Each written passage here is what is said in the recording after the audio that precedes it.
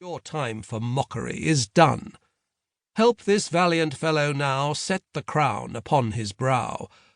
To her who did reveal to me the fearsome love that sets one free, I shall cry in that sweet hour, pluck me like a pining flower. The meaning of this farewell missive is vague, but it is entirely clear that Soimonov intended to take his leave of this life and put the poison in the bottle himself.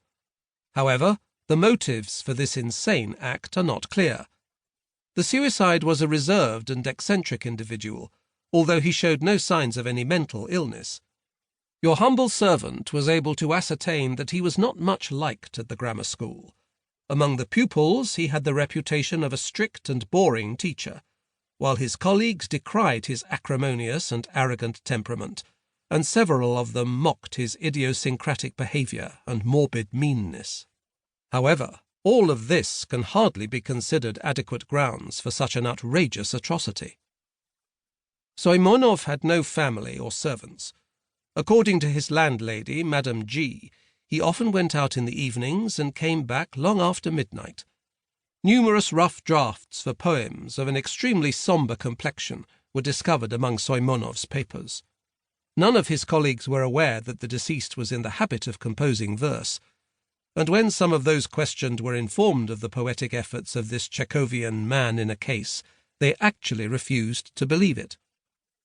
The invitation to the name-day party, which ended in such a grisly fashion, came as a complete surprise to Soimonov's colleagues at the grammar school. He had never invited anyone to visit him before, and those he did invite were the 4 people with whom he was on the very worst of terms, and who, according to numerous witnesses, mocked him more than anyone else. The unfortunate victims accepted the invitation in the belief that Soimonov had finally determined to improve relations with his colleagues, and also, as the grammar school superintendent Mr. Serdobolin put it, out of understandable curiosity, since no one had ever been to the misanthrope's house before. Now we know only too well what their curiosity led to. It is perfectly clear that the poisoner had decided not only to draw a line under his own miserable life, but also to take with him those who had affronted him the most, those same deriders who are mentioned in the poem.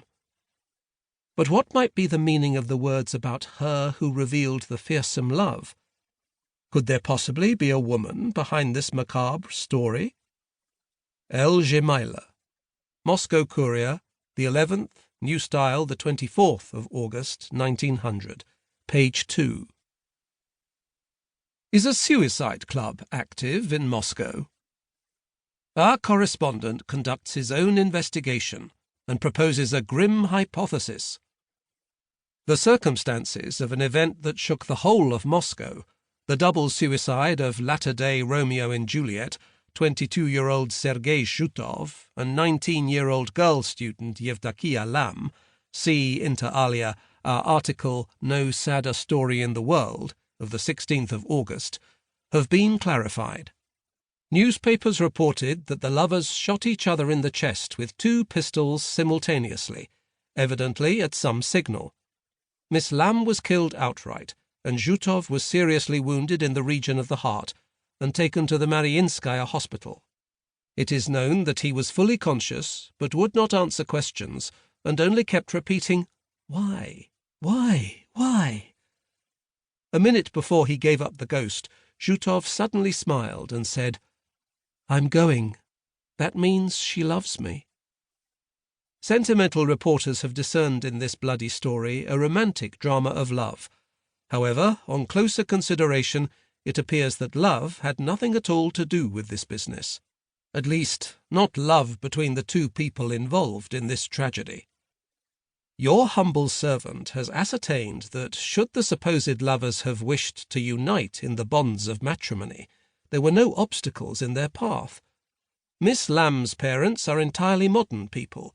Her father, a full professor at Moscow University, is well known in student circles for his progressive views. He is quoted as saying that he would never have stood in the way of his beloved daughter's happiness. Zhutov had reached the age of consent and possessed a sum of capital that was not large, but nonetheless perfectly adequate for a comfortable life.